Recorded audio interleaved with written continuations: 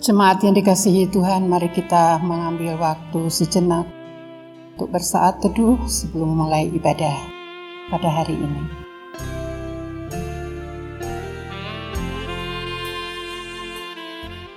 Saya undang jemaat berdiri. Ibadah minggu kedua bulan Juni ini kita mulai dengan pengakuan bahwa pertolongan kita datang dari Allah Sang Pencipta langit dan bumi, yang dalam kasih dan setia tidak pernah meninggalkan buah pekerjaan tangannya. Kasih karunia, rahmat dan damai sejahtera dari Allah Bapa, Putra dan Roh Kudus menyertai kita sekalian. Amin.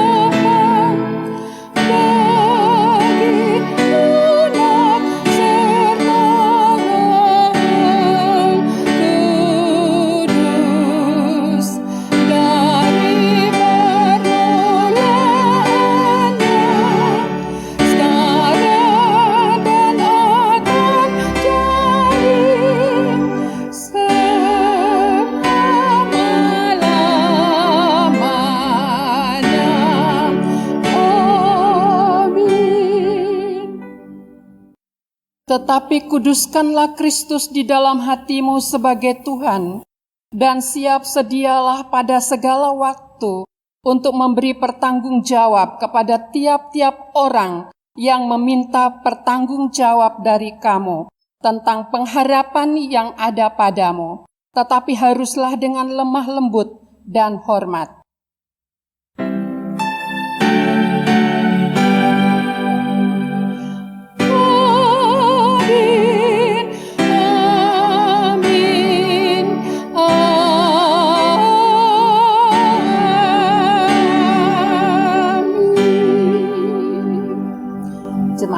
Silakan duduk kembali.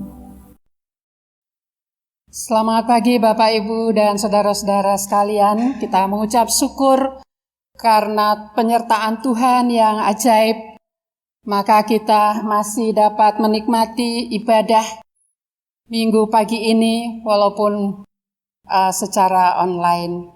Kita bersyukur karena Tuhan masih memberi kekuatan kepada kita. Dan biarlah kita manfaatkan kesempatan ini untuk bersukacita, bersyukur bersama-sama, bersekutu di dalam iman dan doa dan harapan kita, agar situasi yang sedang kita alami ini dapat kita lewati dengan baik. Mari kita memberi salam kepada anggota keluarga kita masing-masing. Di sini ada Pak Ponco dan teman-teman yang membantu pelayanan pada pagi hari ini. Kiranya Tuhan memberkati dan menyertai kita sekalian. Mari kita naikkan pujian dan hormat kita kepada Tuhan karena anugerah-Nya yang luar biasa dalam hidup kita. Bangkitkan kami.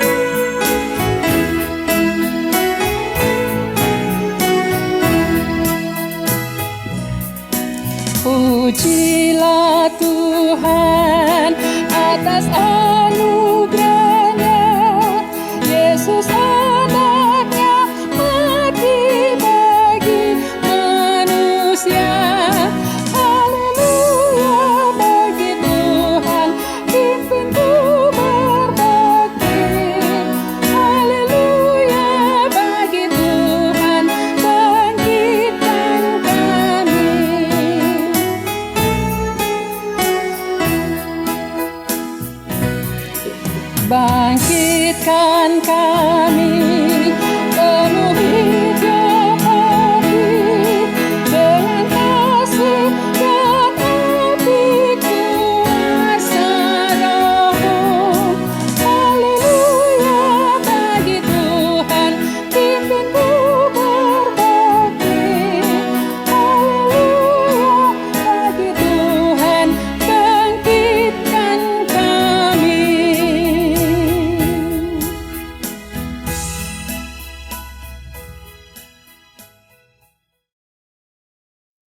sumber anugerah. Mari kita naikkan pujian ini sebagai pengakuan kita akan Allah sumber anugerah, anugerah keselamatan dan anugerah pengampunan. Dan kita juga sadar bahwa kita adalah orang-orang yang tidak layak, orang-orang yang tidak melakukan apa yang benar di matanya. Oleh sebab itu, Dia akan menolong kita mengampuni segala dosa dan kesalahan kita.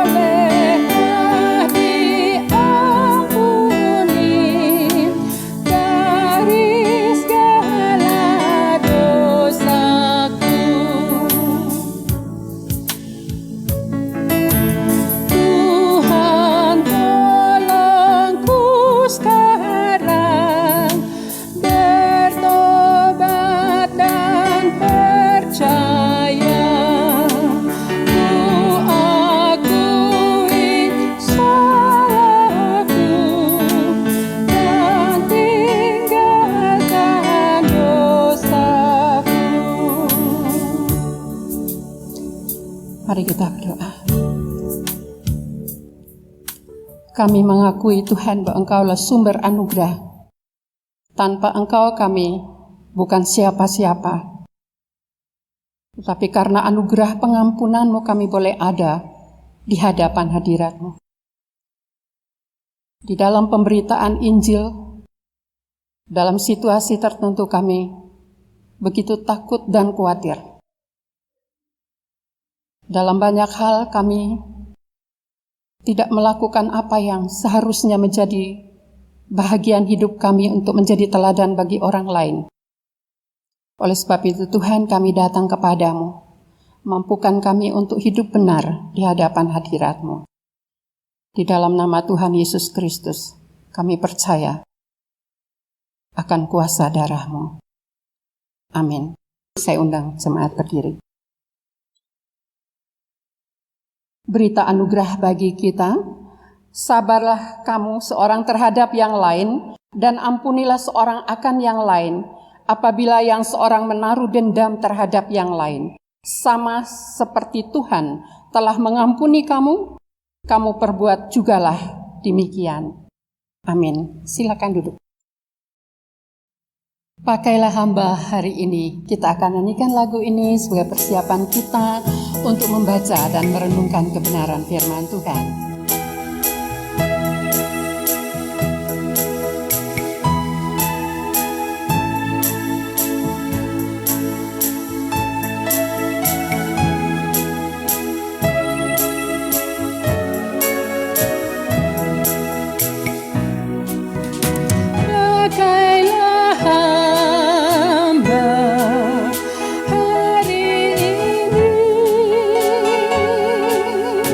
Suci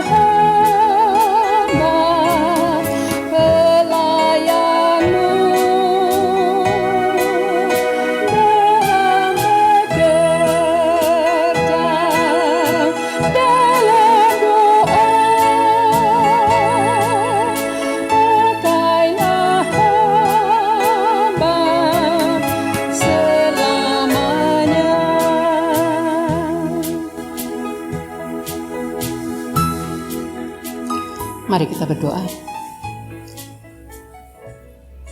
Terima kasih Tuhan untuk kesetiaan-Mu dan kesediaan-Mu membuka isi hati-Mu lewat kebenaran firman-Mu. Siapakah kami Tuhan yang mampu memahami sedemikian dalamnya kebenaran ini tanpa Roh Kudus menolong kami. Oleh sebab itu ya Roh Kudus, bantulah kami agar kami memberi perhatian, memberi hati dan pikiran kami kepada Tuhan, sehingga apa yang ingin Tuhan sampaikan kepada kami pada hari ini dapat kami terima dengan baik. Berkati hamba yang sangat terbatas ini di dalam menyampaikan kebenaran firman, sehingga setiap saudara kami yang mendengarkannya dapat memperoleh bagian yang Tuhan peruntukkan bagi masing-masing. Di dalam nama Tuhan Yesus firman yang hidup, kami berdoa dan mengucap syukur. Amin. Bapak, Ibu, dan Saudara yang dikasihi Tuhan, firman Tuhan yang akan menjadi renungan kita pada hari ini terambil dari Kisah Para Rasul pasal yang ke-14, ayat 8 sampai dengan ayat yang ke-20. Kisah Para Rasul pasal 14 ayat 8 sampai dengan ayat yang ke-20. Demikian firman Tuhan. Di Listra ada seorang yang duduk saja karena lemah kakinya dan lumpuh sejak ia dilahirkan dan belum pernah dapat berjalan. Ia duduk mendengarkan ketika Paulus berbicara, dan Paulus menatap dia dan melihat bahwa ia beriman dan dapat disembuhkan. Lalu kata Paulus dengan suara nyaring, "Berdirilah tegak di atas kakimu." Dan orang itu melonjak berdiri lalu berjalan kian kemari. Ketika orang banyak melihat apa yang telah diperbuat Paulus, mereka itu berseru dalam bahasa Likaonia, "Dewa-dewa telah turun ke tengah-tengah kita dalam rupa manusia." Barnabas mereka sebut Zeus, dan Paulus mereka sebut Hermes, karena ia yang berbicara. Maka datanglah imam dewa Zeus yang kuilnya terletak di luar kota, membawa lembu-lembu jantan dan karangan-karangan bunga ke pintu gerbang kota untuk mempersembahkan korban bersama-sama dengan orang banyak kepada rasul-rasul itu. Mendengar itu, Barnabas dan Paulus mengoyakkan pakaian mereka, lalu terjun ke tengah-tengah orang banyak itu sambil berseru, "Hai kamu sekalian, mengapa kamu berbuat demikian? Kami ini adalah manusia biasa sama seperti kamu. Kami ada di sini untuk memberitakan Injil kepada kamu, supaya kamu meninggalkan perbuatan sia-sia ini dan berbalik kepada Allah yang hidup, yang telah menjadikan langit dan bumi, laut dan segala isinya. Dalam zaman yang lampau Allah membiarkan semua bangsa menuruti jalannya masing-masing. Namun ia bukan tidak menyatakan dirinya dengan berbagai-bagai kebajikan, yaitu dengan menurunkan hujan dari langit dan dengan memberikan musim-musim subur bagi kamu. Ia memuaskan hatimu dengan makanan dan kegembiraan." Walaupun rasul-rasul itu berkata demikian, namun hampir-hampir tidak dapat mereka mencegah orang banyak mempersembahkan korban kepada mereka. Tetapi datanglah orang-orang Yahudi dari Antiokhia dan Ikonium, dan mereka membujuk orang banyak itu memihak mereka. Lalu mereka melempari Paulus dengan batu dan menyeretnya keluar kota, karena mereka menyangka bahwa ia telah mati. Akan tetapi, ketika murid-murid itu berdiri mengelilingi dia, bangkitlah ia, lalu masuk ke dalam kota. Keesokan harinya, berangkatlah ia bersama-sama dengan Barnabas ke Derbe. Demikian pembacaan firman Tuhan. Berbahagialah kita yang tidak hanya merenungkan firman Tuhan, tetapi melakukan di dalam kehidupan kita sehari-hari. Amin. Bapak, Ibu, dan saudara-saudara yang dikasihi Tuhan Yesus Kristus, janji penyertaan Tuhan, terutama yang disertai dengan tanda-tanda mujizat seperti yang tertulis di dalam Markus 16 ayat 15 sampai 18 akan secara khusus menyertai orang-orang yang setia memberitakan Injilnya. Tanda-tanda itu antara lain ada mereka akan mengusir setan, berbicara dalam bahasa baru, bisa memegang ular, ketika diracuni mereka tidak akan celaka. Dan mereka juga akan meletakkan tangannya di atas orang sakit dan orang sakit itu sembuh.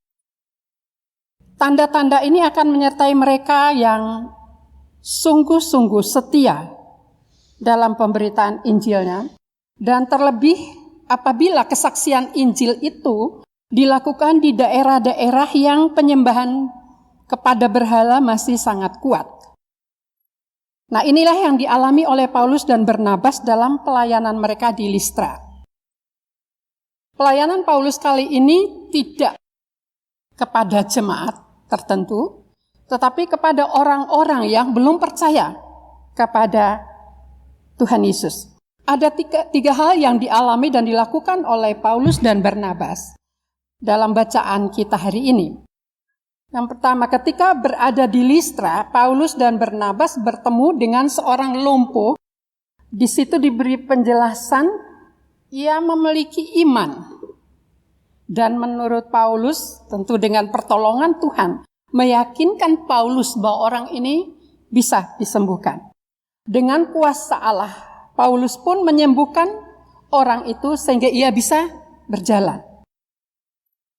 Ya, dalam pelayanan pekabaran Injil tidak selalu ada mujizat.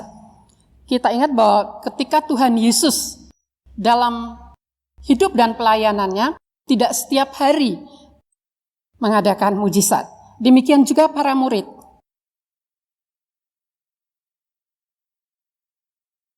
Mujizat yang dibicarakan dalam bagian ini untuk menunjukkan kepada orang-orang yang belum percaya. Saya ingat ketika masih mahasiswa, saya ditempatkan juga dalam pelayanan di Sulawesi Tengah. Dan saya mendampingi seorang misionaris yang sudah lama di situ, seorang ibu dari Irlandia. Dia punya jiwa pekabaran Injil yang luar biasa. Dan kami selalu ke tempat-tempat di pedalaman, yang disebut istilah yang dipakai di sana adalah suku-suku terasing. Mereka ada yang belum mendengar Injil. Ketika kami datang ke tempat-tempat itu, medannya saja sudah sulit. Mereka melihat kami, kalau saya biasa saja karena hampir sama dengan suku-suku yang ada di situ, tetapi ini orang putih tinggi, ya. Dan mereka begitu senang karena didatangi. Ya. Jarang orang-orang dari kota datang ke desa-desa atau ke tempatnya agak ya di bukit-bukit ya, pinggir-pinggir bukit. Dan rumahnya itu berjauhan ya. Satu rumah di sini, balik bukit baru ada rumah yang lain. Kami ke tempat itu. Ketika Injil diberitakan,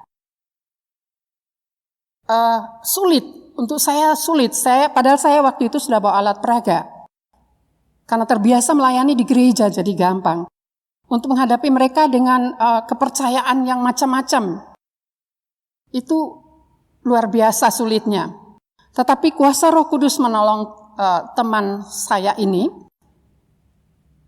Dia sudah Tuhan pakai luar biasa dalam pelayanan semacam ini. Dan saya banyak belajar. Dia begitu sabar untuk mendampingi orang-orang ini menjelaskan siapa Yesus. Dan Tuhan berkenan mengadakan mujizat. Ada orang-orang sakit yang hamba Tuhan ini doakan dan mereka sembuh. Tidak semua, tetapi ada 1-2 yang Tuhan sembuhkan karena melihat ada iman. Kami masih sulit, ini iman kepada Yesus, bahwa Yesus belum mereka dengar.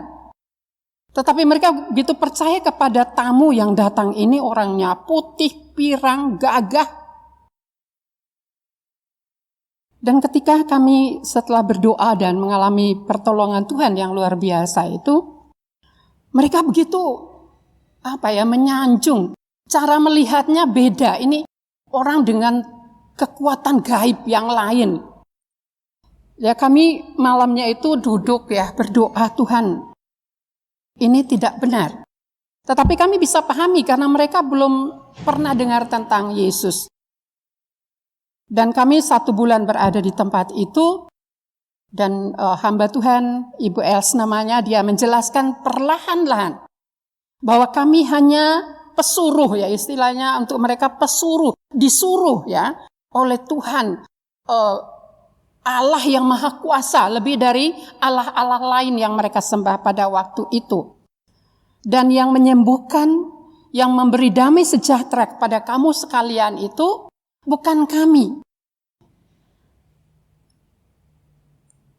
Tetapi mereka tetap ya memperlakukan kami ya.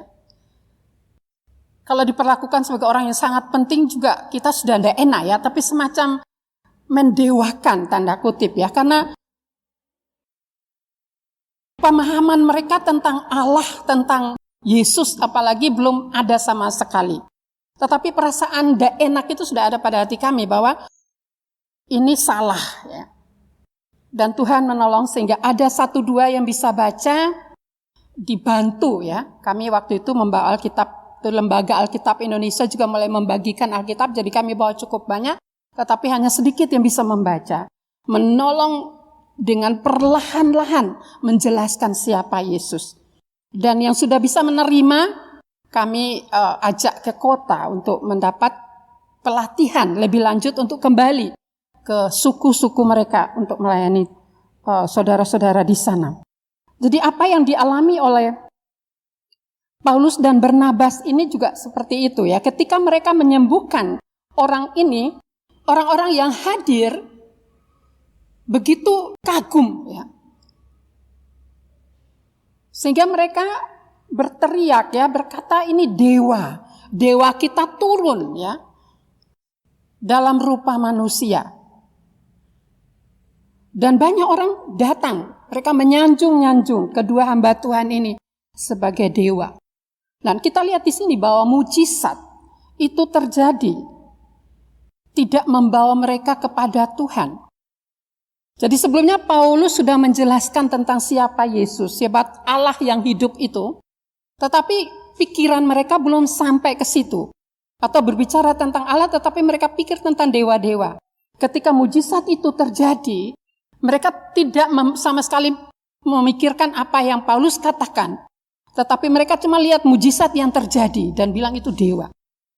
Dari sini kita bisa belajar bahwa mujizat tidak selalu membawa orang kepada Yesus.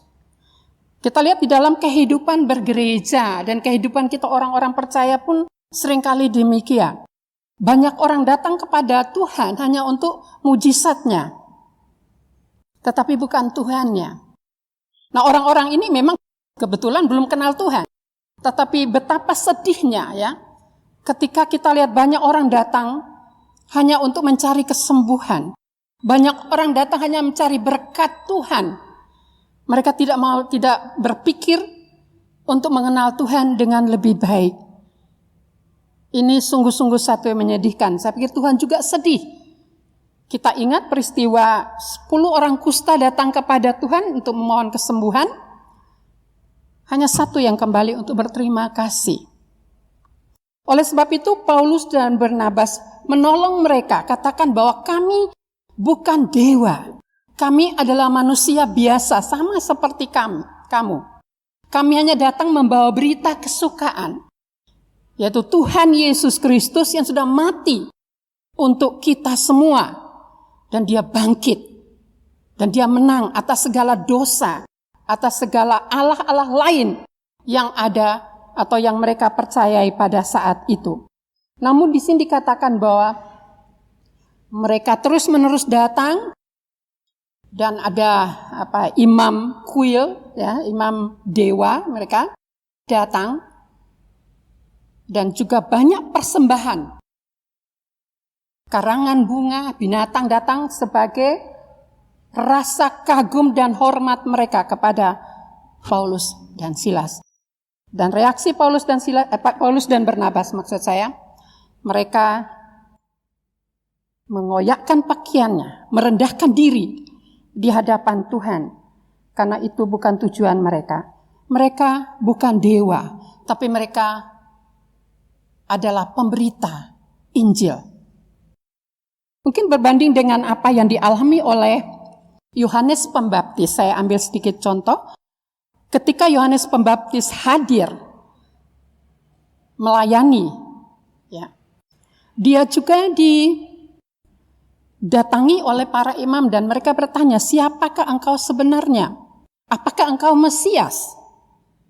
Yohanes katakan, saya bukan Mesias, tetapi saya mendahuluinya, ya. Saya diutus mendahuluinya, ya, meratakan atau menyiapkan jalan bagi dia, bagi Mesias.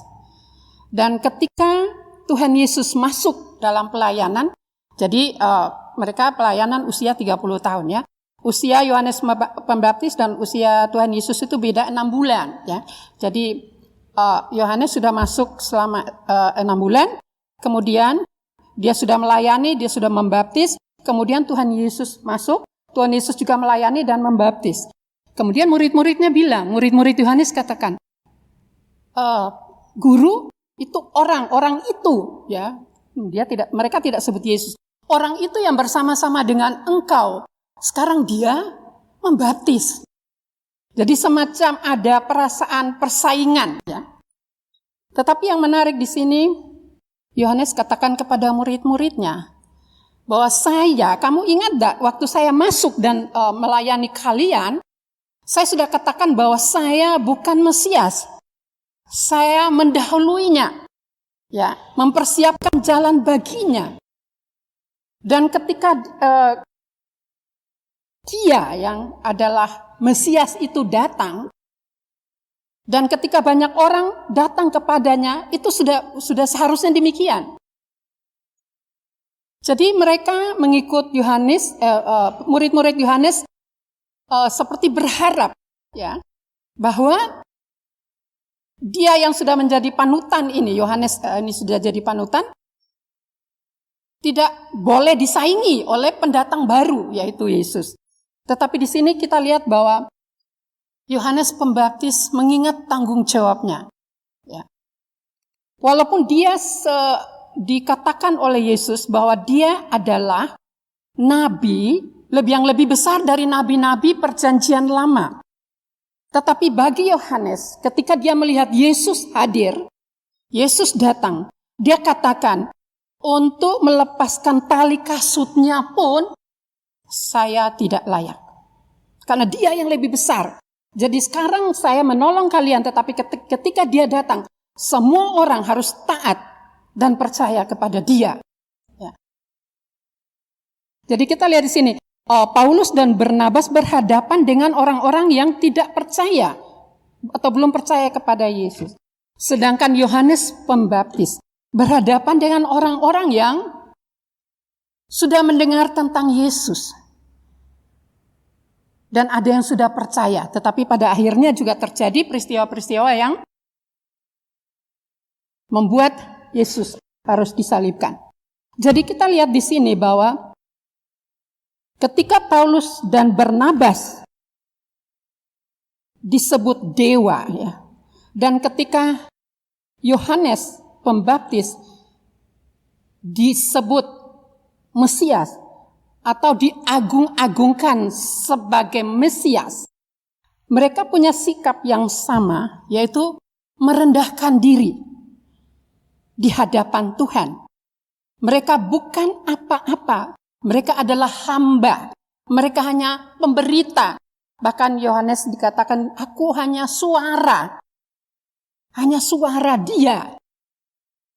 Nah, di sini kita bisa belajar bahwa sebagai hamba Tuhan, sebagai pemberita Injil, pemberita firman, atau apapun tugas yang diberikan kepada kita, itu adalah dari Tuhan. Seringkali saya sedih dan saya berdoa supaya saya juga tidak termasuk dalam golongan ini.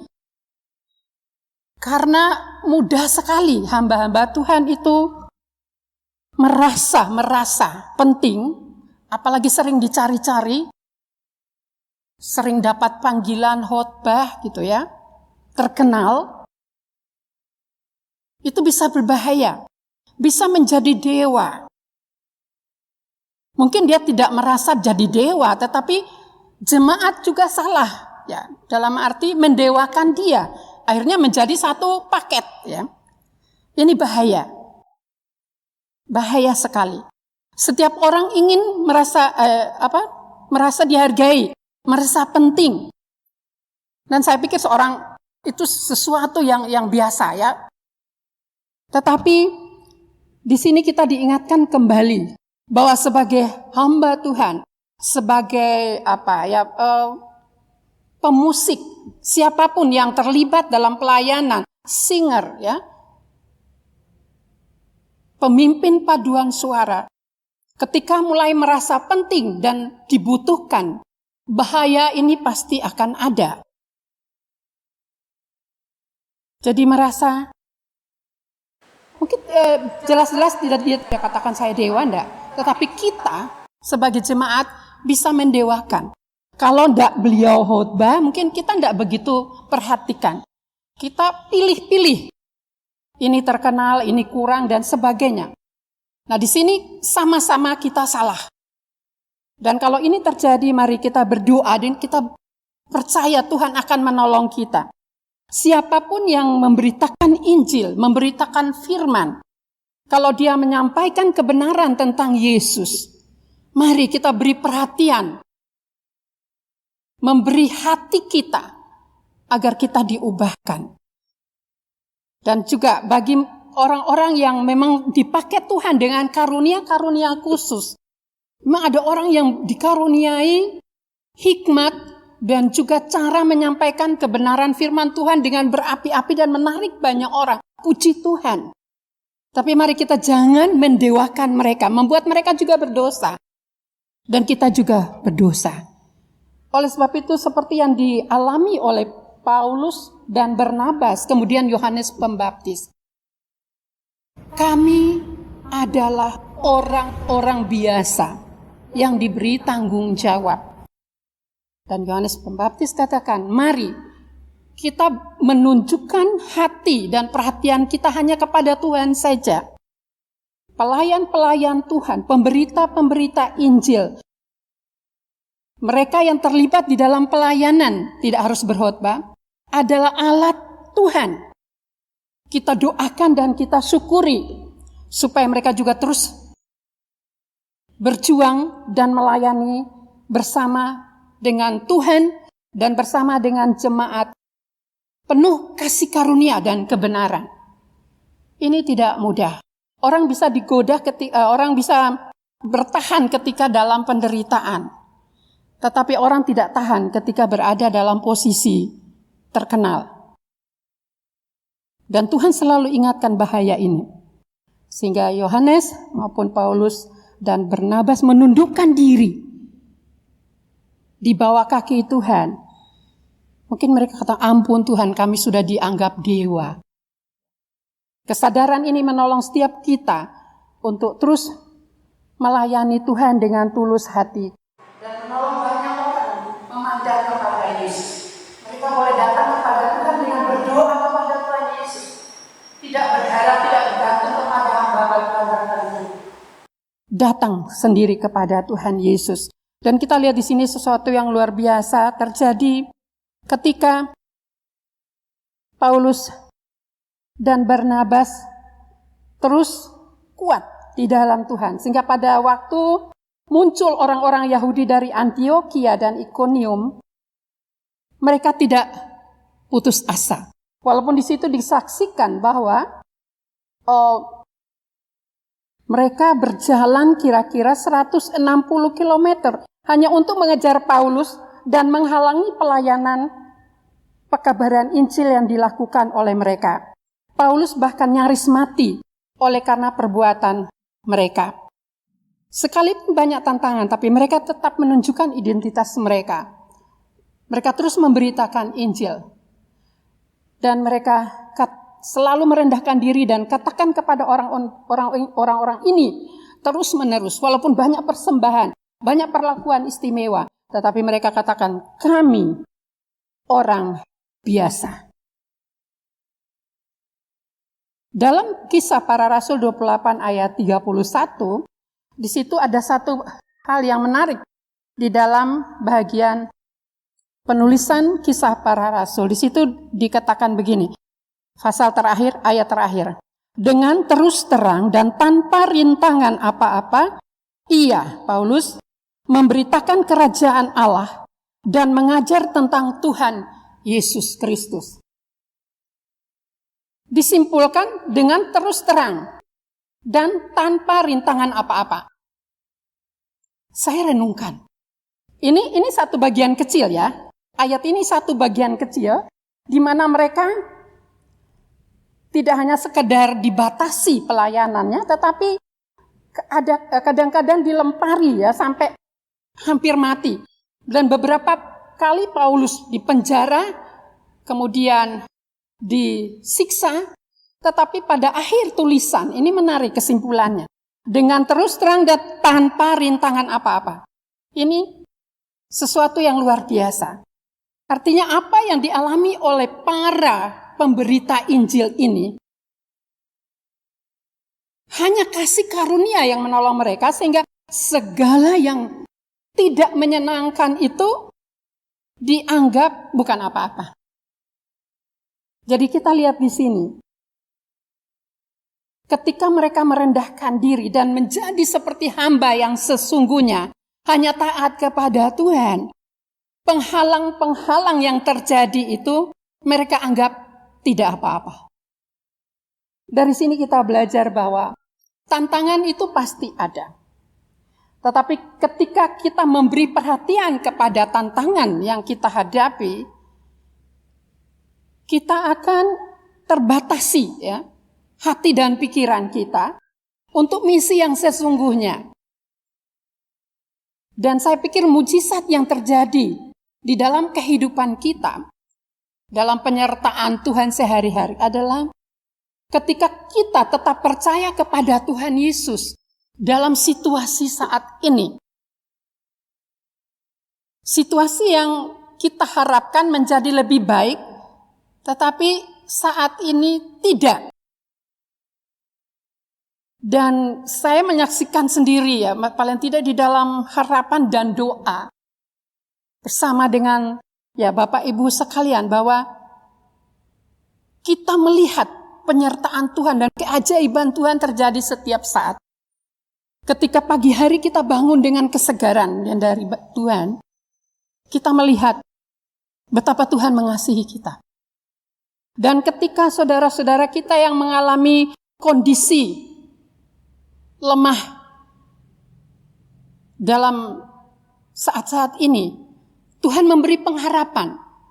Ya teman-teman yang sementara istirahat, ketika saya ya WA atau ya sekedar komunikasi, yang adalah puji Tuhan Bu, ada kemajuan. Puji Tuhan Bu, masih terus berharap. Ini adalah mujizat ya. Tuhan memberi mujizat dalam keseharian kita untuk melihat terang di tengah kegelapan saat ini. Dan kita bisa menolong banyak orang. Tuhan hadir di tengah-tengah kita. Dan biarlah kita menghamba kepadanya, berserah kepadanya. Kita orang biasa. Tetapi ketika Tuhan hadir di tengah-tengah kita, di dalam kita, kita punya wibawa. Ya. Jadi Paulus dan Barnabas ketika menghadapi situasi yang sulit ini, Tuhan memberi wibawa rohani. Ketika mereka dikecam, tetapi mereka tetap berdiri tegak dan mereka bisa keluar dari masalah ini karena Tuhan punya rencana bagi mereka untuk memberitakan Injil di tempat yang lain. Inilah sukacita kita, karena kita punya Tuhan yang luar biasa. Ketika Dia memberi tugas kepada kita, Dia sertai dengan mujizat-mujizat kecil. Mari kita, bahasa Jawanya titeni ya, kita perhatikan baik-baik. Dan kita bisa saksikan ketika kita masih ada semata-mata karena pertolongan Tuhan.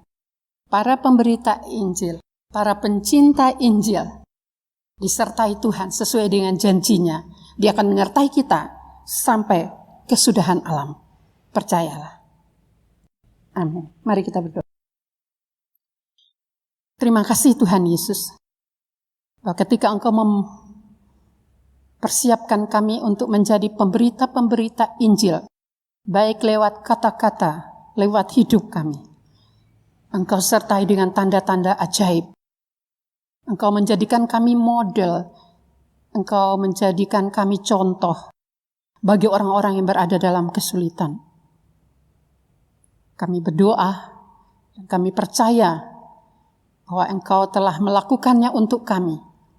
Bantu kami untuk terus percaya dan sadar bahwa kami adalah hamba-hamba-Mu yang Engkau beri kesetiaan untuk tetap mengasihi Tuhan, mengasihi keluarga, dan mengasihi sesama kami. Terpujilah nama-Mu sekarang sampai selama-lamanya. Amin. Saya undang jemaat berdiri, kita akan mengikrarkan komitmen pemuridan dan pengakuan iman rasuli bersama-sama. Sebagai jemaat Kristen yang ingin meneladani Kristus, marilah kita mengikrarkan komitmen kemuridan bersama.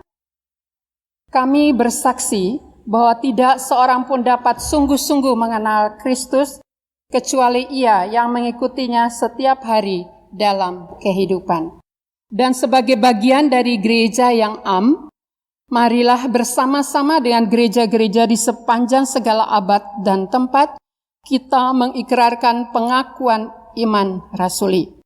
Aku percaya kepada Allah, Bapa yang Maha Kuasa, Khalik langit dan bumi, dan kepada Yesus Kristus, anaknya yang tunggal Tuhan kita, yang dikandung dari Roh Kudus, lahir dari anak darah Maria, yang menderita sengsara di bawah pemerintahan Pontius Pilatus, disalibkan, mati, dan dikuburkan, turun ke alam maut. Pada hari yang ketiga, bangkit pula dari antara orang mati, naik ke surga, duduk di sebelah kanan Allah, Bapa yang Maha Kuasa, dan dari sana ia akan datang kembali untuk menghakimi orang yang hidup dan yang mati. Aku percaya kepada Roh Kudus, gereja yang kudus dan persekutuan orang kudus, pengampunan dosa, kebangkitan orang mati, dan hidup yang kekal. Amin. Silakan duduk kembali. Kita bersyukur kepada Tuhan karena Dia selalu ada untuk kita. Kita naikkan pujian, jangan lalui aku ya Yesus, untuk masuk di dalam doa-doa syafaat kita. Kita bersyukur dan kita boleh mempersiapkan diri, mengungkapkan apa yang ada di dalam hati kita, karena Dia sedia mendengar setiap doa dan permohonan kita.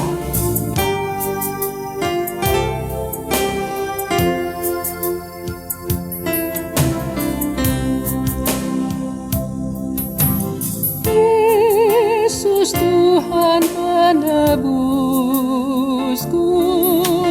dengar doaku, janganlah Engkau lalui, berilah berkat-Mu. Yesus, dengar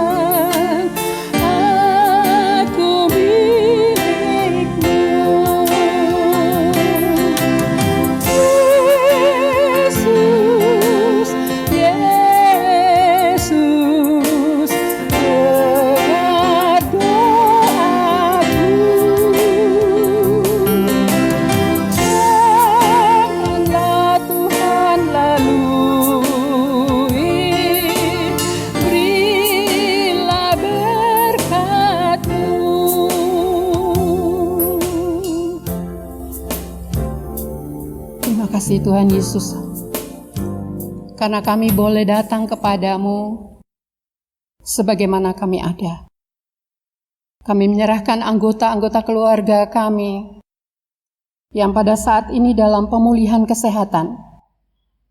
Untuk Ibu Ngatinah, Ibu Saliem, Ibu Yuli, Saudara Wawan, Ibu Mas Uda, Saudara Agnes, Ibu Linarsi, dan kami juga berdoa untuk Ibu Ani Ingtias dan beberapa anggota keluarga kami yang mengalami kelemahan fisik karena cuaca pada saat ini. Kami percaya Tuhan ada untuk mereka. Demikian kami berdoa untuk jemaat senior kami.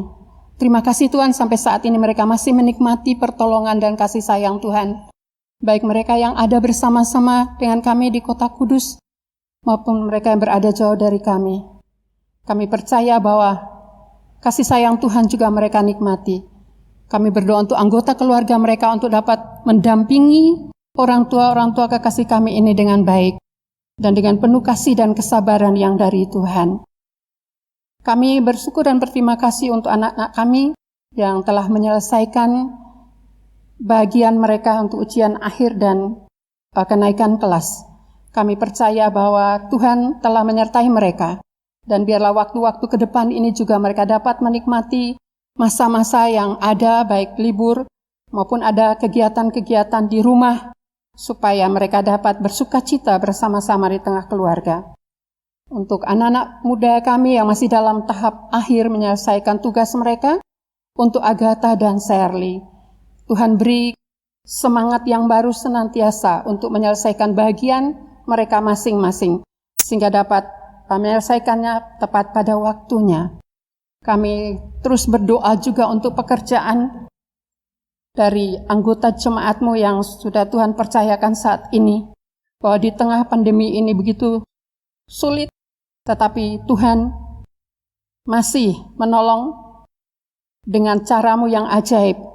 Ada yang sudah menemukan pekerjaan yang tepat, ada yang masih belum, tapi kami percaya bahwa anugerah Tuhan cukup bagi tiap-tiap saudara untuk menikmati berkat-berkat Tuhan dan keajaiban Tuhan setiap hari.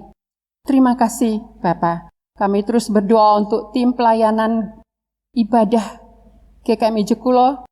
Kiranya Tuhan memberikan kekuatan dan kesehatan dan tentu roh kasih dan takut akan Tuhan kepada kami semua, agar pelayanan kami tidak hanya sampai di sini, tetapi terus bertumbuh dan berkembang. Dan setiap jemaat juga terpelihara iman dan ketaatan kepada Tuhan. Terima kasih Tuhan Yesus. Kami juga bersukacita bersama anggota keluarga kami yang berulang tahun dalam waktu-waktu ini, untuk Bapak Erik Ardian, Saudara Abel, dan Saudari Elit. Kami percaya bahwa pemeliharaan Tuhan sempurna juga bagi mereka. Dan tahun-tahun anugerah di depan ini juga menjadi bagian dan pengharapan bagi mereka masing-masing. Kami bersukacita dan terus berdoa untuk Ibu Herna dan Ibu Titis yang Tuhan karuniai buah kandungan. Kiranya Tuhan menolong mereka untuk dapat menjaga diri dengan baik dan juga supaya janin dalam kandungan mereka juga bertumbuh sehat, sehingga pada waktunya mereka dapat menikmati sukacita karena dapat melahirkan dengan baik. Terima kasih Tuhan Yesus. Dalam pertumbuhan iman kami, anggota jemaat GKMI Jekulo, kami bersyukur untuk anak-anak muda kami yang sudah menyerahkan diri untuk mengikuti kelas katekesasi. Kami berdoa untuk Timothy, untuk Surya, untuk Elit, Abel, Victor, Eser, dan Albert. Tuhan memberkati mereka masing-masing, sehingga ada sukacita, tidak sekedar memenuhi syarat untuk bisa dibaptis, tetapi benar-benar iman, pengharapan, dan kasih mereka kepada Tuhan menjadi bahagian yang menyukakan hati-Mu. Terima kasih Tuhan. Kami terus berdoa untuk Komisi Maria, Komisi Pria Komplit dalam berbagai usaha dan segala yang dilakukan baik lewat doa dan komunikasi satu dengan yang lain.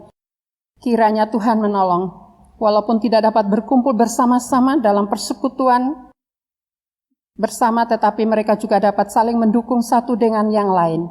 Kami mohon pertolongan Tuhan, sehingga kesatuan dan persatuan kami masing-masing di dalam komisi-komisi ini terus terjalin dengan baik.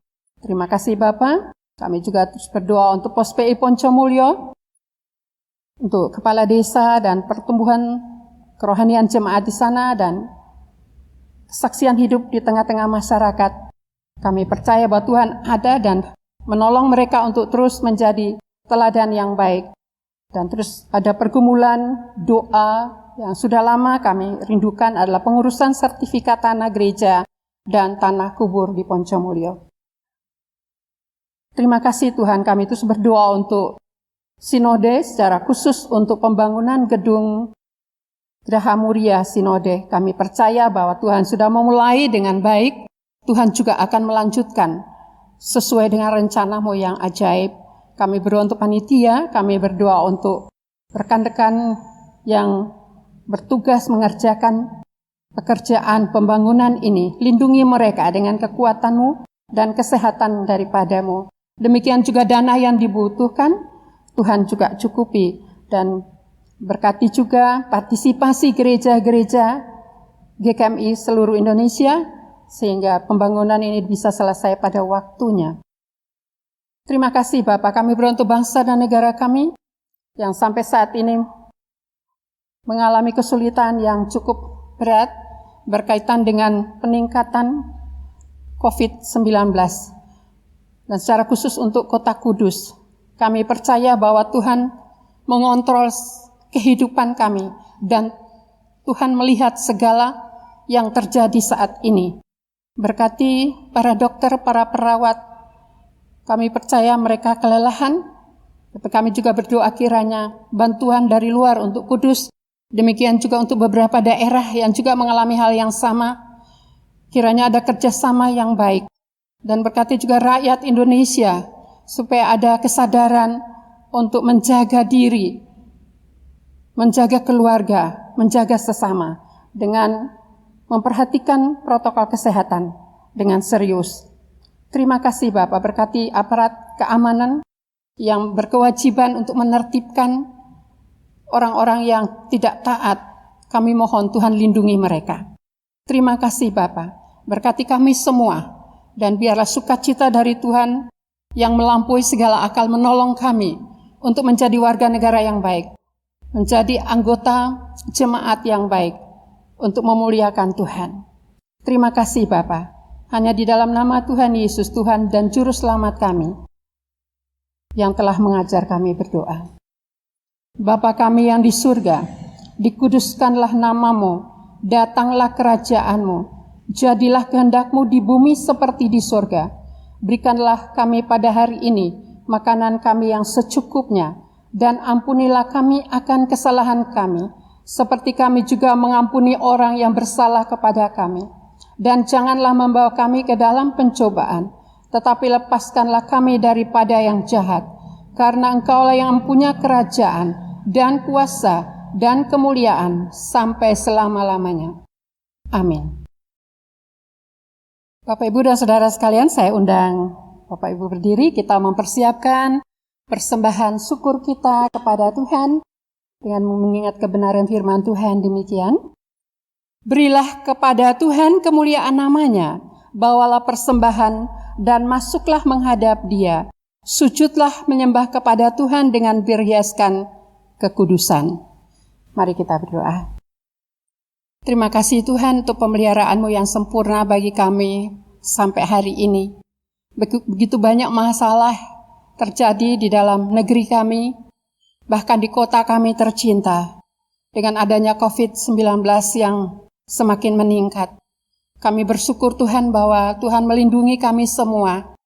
Tuhan menolong kami ketika dalam kesusahan, ketika dalam kesakitan, Engkau hadir tepat pada waktunya, sehingga kami dapat melalui semuanya dengan baik.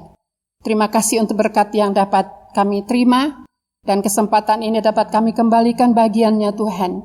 Kami mohon kiranya Tuhan sucikan, Tuhan berkati, dan tolong kami untuk mempergunakan dengan baik setiap rupiah yang masih ada pada kami, sebagai pertanggung jawab kami kepada Tuhan. Terima kasih Bapa. Terimalah persembahan kami, sama seperti Engkau menerima diri kami masing-masing.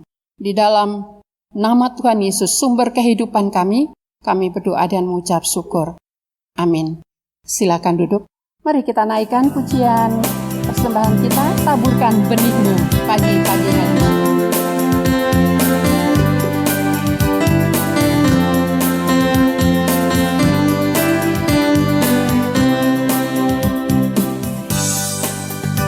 Taburkanlah benihmu pagi-pagi hari, dan janganlah memberi istirahat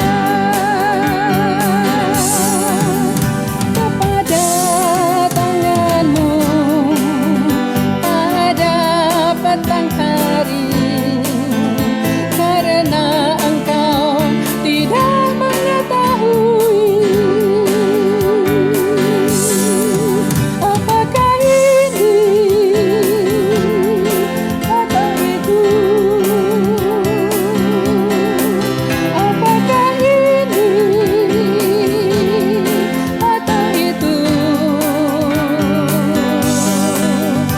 yang akan berhasil, atau kedua-duanya sama baik.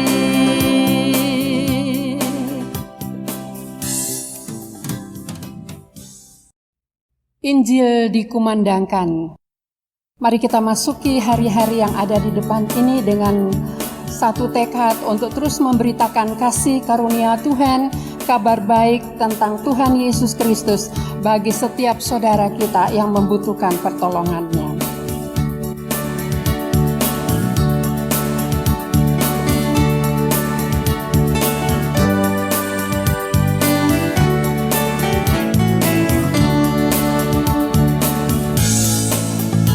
Injil dikumandangkan ke seluruh dunia, membawa kabar selamat bagi umat manusia.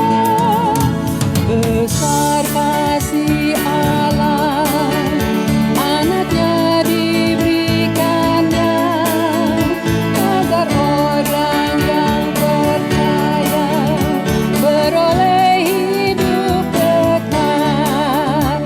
Kabarkan Injilnya ke seluruh dunia, masurkan kasihnya untuk umat manusia.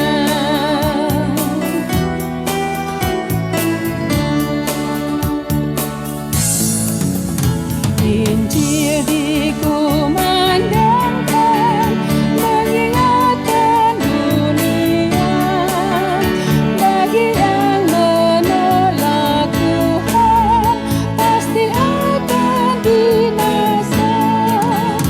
Jagalah hidupmu, janganlah kau abaikan, usahakanlah dirimu dapat pengampunannya. Kabarkan Injilnya ke seluruh dunia, masurkan kasihnya untuk umat manusia. Saya undang jemaat berdiri. Jemaat kekasih Tuhan Yesus, masukilah kehidupanmu sehari-hari di dalam damai sejahtera. Jadilah saksi Kristus dimanapun berada, dan terimalah berkat Tuhan. Tuhan memberkati engkau dan melindungi engkau. Tuhan menyinari engkau dengan wajah-Nya dan memberi engkau kasih karunia. Tuhan menghadapkan wajah-Nya kepadamu dan memberi engkau damai sejahtera. Amin.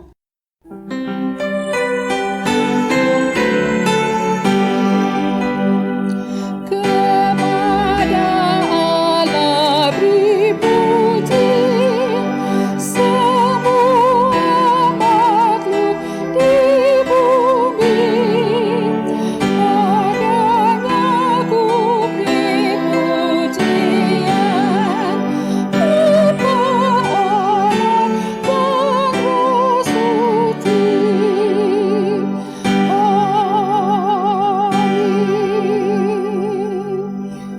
silakan duduk dan bersaat teduh sejenak.